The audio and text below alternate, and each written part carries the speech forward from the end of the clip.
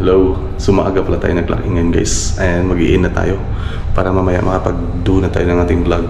See, clock in. Oops. Next again. Oops. So time check is 7:18. So 7:18 tayo nag-clock in guys. So papasok na tayo sa loob. So maaga tayo nag-clock in ngayon guys. At morning duty tayo. So pupunta tayo sa ating Wild Bistro. Kakain tayo dito. At bago tayo kakain, mag-login muna tayo sa ating timesheets. Okay? So see ya.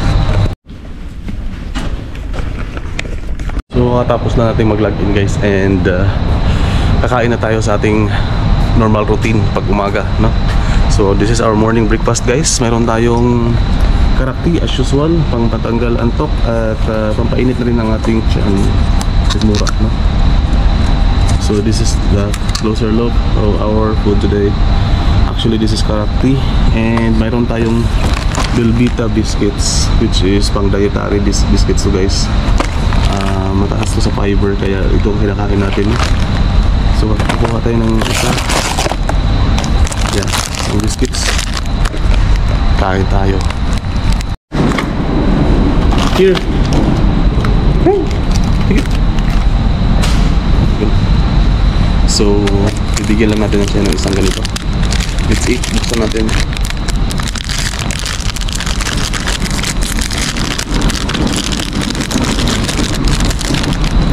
This is the closer look.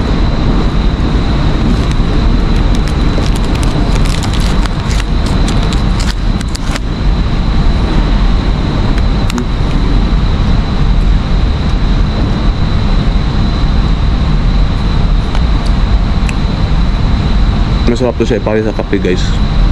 Actually sa tea or crack tea.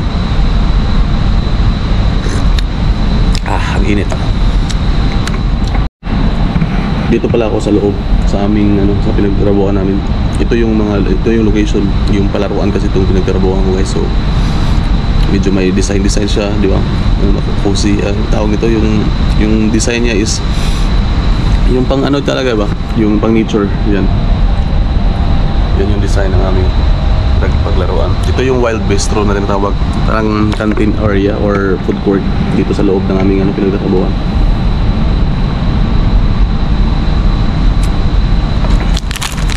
Mainit pa yung karakti. So ganito siya. Kailangan lang kunti-kuntiin kasi pag malaki kasi subo ang ilalagay mo subo, nga mahirapan kang umuya. Medyo may katigasan din.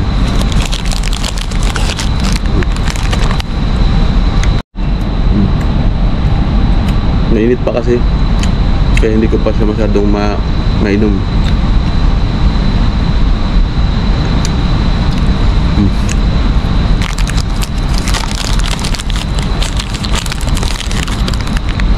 Ito yun.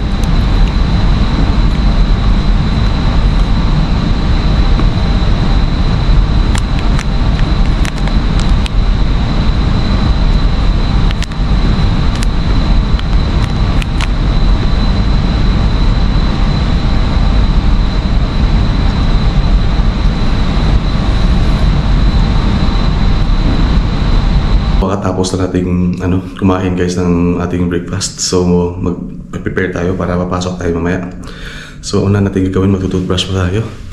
So kuha tayo ng toothpaste at saka toothbrush. Yeah, ito yun.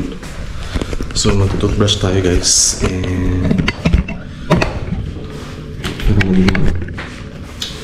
dito yung mga amoy tea. Toothbrush, toothpaste. Papausap pala.